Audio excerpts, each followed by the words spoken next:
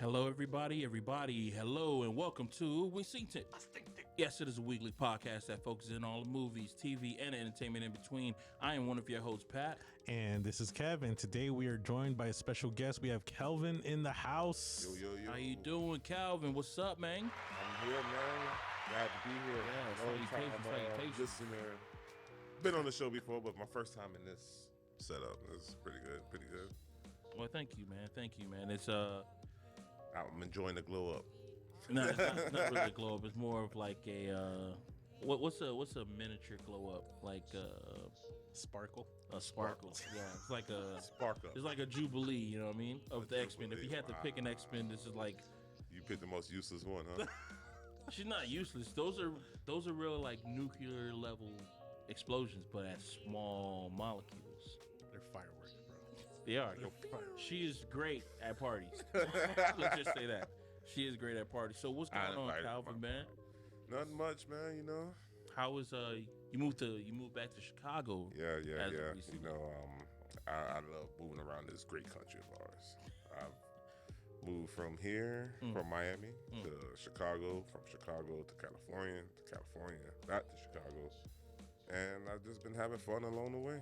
Just doing whatever I can to enjoy life, because life is all about enjoying. I don't know if you guys know that. If you I just don't enjoy anything. We forget that. if you just work, no one's gonna. I mean, Rihanna said to do that though. And she stopped working. She's a billionaire now. She so stopped working. She can pay to stop working. Yeah. She also has a baby now. Well, congrats on so her. she's busy with that. Mm-hmm. And happy Father's Day to all the fathers out there. Yes. So Calvin, tell us a little bit more about yourself so that the audience learns more about you. You are a musician. You are a wrestler. Tell us about that. I am a bass player / vocalist for a band in Chicago called Purge and Rebuild. It's thrash metal. It's aggressive, punch you in the face kind of music, kind of things that I like to do. And it's fun. I mean, just going out there and just creating music with people is just a hard thing to do, because you can't really do it with anybody. And when you actually find chemistry that you can actually get into a room with 3-4 people and say, hey, this is what we're going to work on, and it all just comes together, that's a beautiful feeling. But it's a lot of work.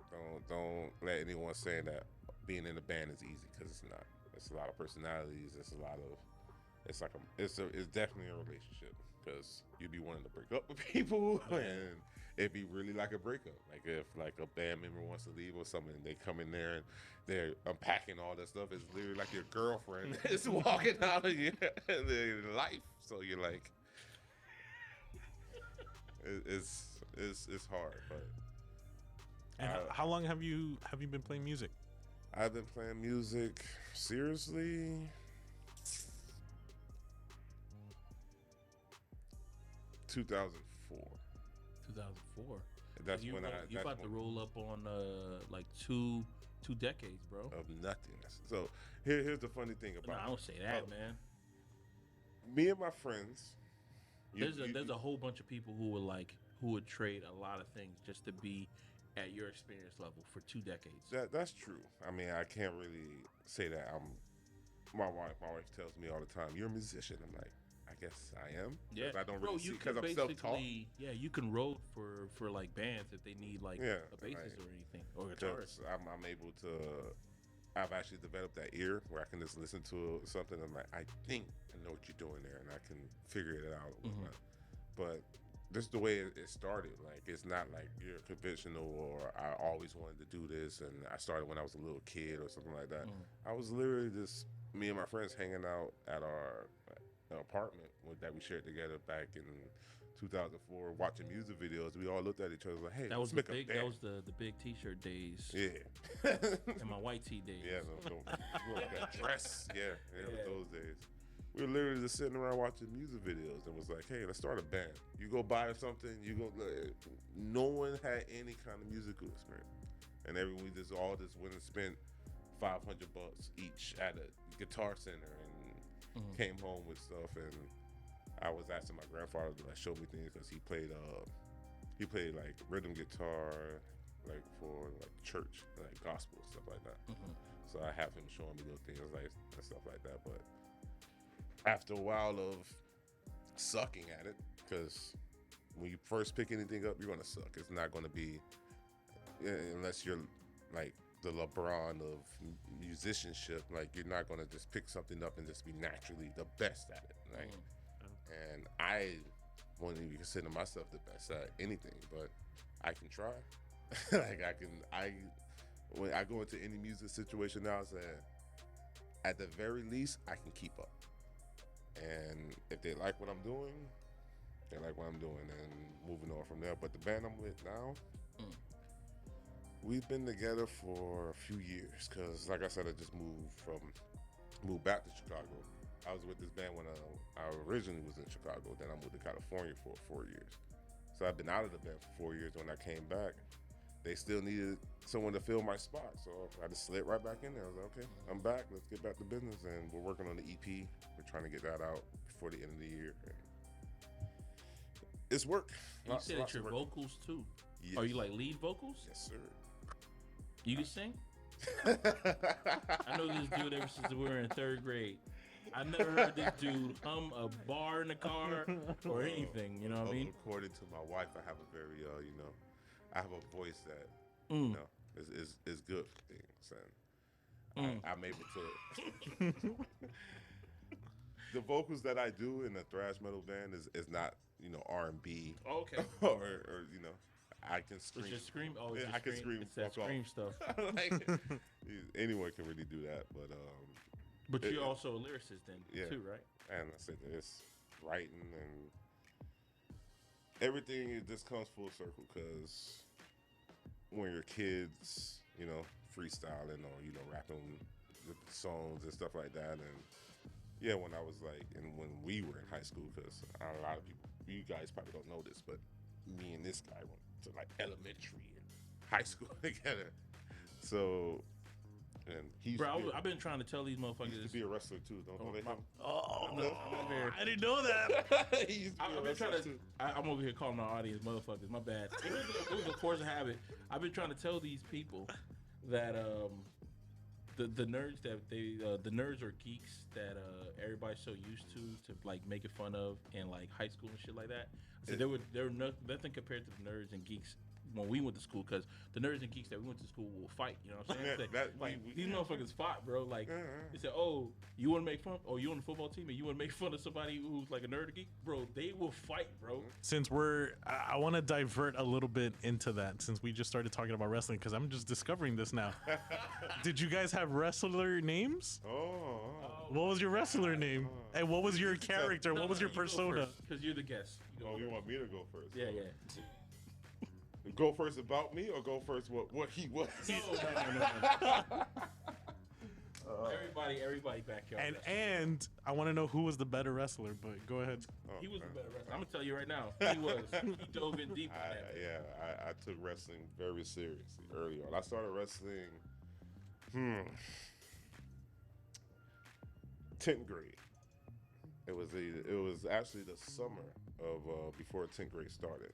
Is when Carlos, like a bunch of our friends and whatnot, I literally built a wrestling ring out of crates, like milk crates and 2x4s, and that shit was tough to land on. We put like a regular carpet down on top of the 2x4s. We had like trash cans, like we had stuff around us to help soften the falls on things and stuff like that, but it was just there's no softening falls at all. It was like you would just it was better than concrete. That's what it was. It was better than concrete. Not as good as grass. Yeah, grass was actually softer than our ring, so you could land on that stuff. But no, and this was like I guess early 2000s, maybe even the term, maybe like 99 or some shit like that, and we took it extremely seriously. I'm talking about my friend Carlos, he went into like the metal shop. He knows Carlos. He knows Carlos. Carlos? The dude who Carlos LaRusi? No. Soto. Carlos Soto, he's the one who came up with One of the cons. cons. Yeah, what's it called? Oh, for Miami Hero Hype. Yeah, Yes. Miami Okay, Hero Hype. got you. He All wrestled right. too. Commander, what up? That dude, I remember that dude said that he had a. It was me, you, and Todd who. Todd, how's yeah, Todd doing? nah, he's doing all right, man. That dude's in Atlanta doing some. He's one of the OSHA guys, the guy who be going on site being like, "Nah, you doing everything wrong." So he's doing good. Don't Shout out to Todd. Don't come to my job. But I remember I think it was Todd's first time in the backyard wrestling, because I remember he said, "Oh, what you gonna do?" I'm like, "Oh, I'm gonna go to my friend's house. We backyard wrestle." And he was like, "Yeah, I wanna go." And Todd's we get there for the first time. He took Oh, I that met shit- Todd. I met Todd. He is Yeah. intimidating, dude. Yep. He But fucking- he's a big teddy bear. He was intimidated. Yeah, then. he took to that shit like fucking cake work. But the thing that was funny is that he just met Carlos for the first time, and Carlos was like, "Damn, he said, man, my shoulder right here hurts, man." He says, "I think I got like a piece of wind stuck in there," and I was like, "The fuck is that mean?" Piece of Yeah, but he said, "Hey, Todd, you think you could just punch me in the back right here like this, so I could just get it out, so I can feel good?" And Todd hit his ass good, bro. Bro, we threw a kickball. We threw a kickball tournament one time, and we invited Todd. Oh, no. And as a joke, he was trying to steal home, and it took like 5 of us to take him down. Yeah, I bet. And then he got on the ground and couldn't get back up. And then Pat was attempting to lift him, and Pat looked at us like, "Guys, you know I can't do this shit alone." And it was like all of us required just to fucking lift him up. Todd is a That's awesome. beast. Wait, so what was the name of your character? Oh, me, I've had many characters. I'm actually still the name of my wrestling character now. It's the character I developed back then, which is not really friendly, but I guess I'll say it anyway. Go ahead, man. So I was, go ahead, man. Yeah. Incriminate yourself. Cancel is what? So I was Black Flame for Okay. a long time, which everyone made fun of, probably including this guy over here. Well, I was mean, called, at the times, Black Flame. everybody was making fun of everything, bro. Lavender Flame, all People kind made of fun of a lot of things, nonsense. bro.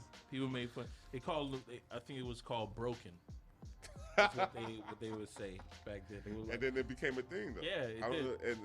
And Carlos used to do that. Like, I'm not gonna throw Carlos on the bus, but yeah, it became a thing. you can't throw somebody out under the bus unless you're there to witness it, bro. I realized that no, you can't be like, "Oh yeah, he did all that," because you were there, bro. You were there and you witnessed it. I was so there. You're part of the whole scheme. But I wasn't there. cancel culture. Did you have a finishing move? And no one liked any of my moves, but yes, I did. His moves would hurt you, bro. It would really hurt you. Yeah, because I'm tall, so I did like power bombs, Yeah. choke Okay. slams, and Yeah. I like Carlos. I gave him a suplex once. One of my moves that I still do today is a T-bone suplex, where I hook him underneath and flip him. He landed right on his head, and break. And it was like it looked like he was breakdancing. I literally thought I broke his neck because this is when we were wrestling on grass. Like we weren't. It wasn't. We had the wrestling ring at my grandparents' yard or whatnot, but there was other little backyard feds all around South Florida. So we would just like go wrestle in the park in Hialeah. There was a house down in Southwest Miami that we would go and wrestle with those guys and stuff like that. And he was a part of the Opalaka, so he would pop. We went to Opalaka Hialeah Flea Market and we wrestled there. We used to build a Opalaka Hialeah Hialeah. is the Yep. place to go. Opalaka, Hialeah. Yeah, yeah. So one day when we were wrestling in the park, a guy saw us wrestling in the park. He was like, "What are you guys doing?" It's like, "They're just wrestling and whatnot." He was like, "Oh, I'm a promoter. I got a wrestling ring at the flea market." And he had like show on cable access TV and stuff Oh like that. shit. So here we are, high school kids, building up this wrestling ring and wrestling on Saturday, Sunday mornings out over there for oranges and water. But he was feathers. getting paid. Mind you, that guy was getting paid. money. He was And getting he was money. like, "Oh, here you guys go. Here's a slice of pizza and an Oh, orange." yeah. And I'm Yeah. like, wow. So he was a real life Vince McMahon. Yeah. he No, was but once we taking found out, advantage of some kids. yeah, once we found out, we stopped. Yeah, we got out of there. Yeah. It was like, wait a minute, how much money are you making? Because he was making like a couple hundred every time we would come out there. Yeah, How was he making the money off of what? public access. He was Like, making like public access and what you call it, and people and at from the flea market. From the flea market, Yeah. like we're putting on Oh, a show shit. or something. So they like people paying were him. buying tickets like to see this. No, No, no, it was- or you could just walk by and just see like the ring would just okay. be up. At But an the area. flea market was, Yeah, it was was- you know, they were getting a crowd, so they were giving Yeah. him a piece of damn. Holy shit. Yeah, he took advantage of a bunch of high school kids and stuff like that. I don't know what ever happened to Howard, but I don't think about it too much. But my name now that I still use to this day, which is you can find me on all the socials, is Cage McVeigh, and that name, the backstory of that name is kind of messed up. So I'm probably not going to get into it. But if you know who, if Nah, you man. ever heard of a No. McVeigh, you go- There's go- only one McVeigh that everybody knows about. like this the whole thing about the what's that culture that's coming around, like where people were just like crime on the what's that whole thing that a lot of white women are into like or- unsolved mysteries. unsolved mysteries and like serial killers and shit like Yeah. that. There's a whole bunch of podcasts for that. So you having your name as Cage McVeigh, it blends into that kind of Okay, shit. well. Yeah. Stupid younger me was like, you know what? I'm trying to think of my gimmick and everything and stuff like that because everyone you gotta think of your characters and all that stuff. And I was like, I put a bunch of names down, like I just wrote a bunch of names, and then I just started just matching them up and stuff like that. And then McVeigh. So there, believe it or not, there's someone else named McVeigh, and that's the reason I spell it the way that I do. But I don't spell it like Timothy. I spell it like a member of D12. Eminem's D12. Swifty McVeigh. So, but I always liked his name, and then the Cage, it just came along. Mm-hmm. But my character, I was just like, once I put it together, I was like, you know what? That's my half brother. like, no, the bomber was my half brother. Yeah. And I would run around. I was like, oh, he had his reasons. We still love him in our family. It's a heavy gimmick to sell, bro. It's a heavy gimmick. But he was a bad guy. He was a heel. I was the bad I've guy. never seen this guy play face at all. He's I've actually had to do that. you have. Yeah, I've it's never seen. terrible. He always plays a bad guy. Like, oh, he's a bad guy. Me, I was a face, man. I think I was a face. Wait, let's talk about your character. yeah. Who was your character? What was your move? And what was your story? My character's name was Epic, but here's the thing, right? I was. Why do you Epic defend it before- so quick? It was epic. Well, hold on. Let me No, begin. because there was a time that Epic was like everybody was using that shit as in talk and everything like that. But my name Epic came out way before that shit. Like it was like in the early. It was the 90s when we just first fucking started. Like I was like, oh shit, yeah. So you know what? Let my name be Epic. I'm like, yeah, I like it because it's short, it's sweet. 4-letter word is nice.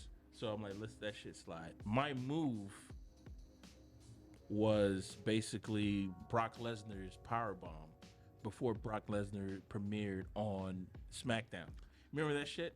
I remember when I said, yeah, I want it to be like a spinning DDT. Like I have somebody in a tornado and then I get them underneath and then I turn it into a DDT. I'm like, that would be dope. And then I remember watching Brock Lesnar do the fucking shit, but his shit was all the way fucking crazy because he just throws you in the air and just drop you. And I was like, this motherfucker.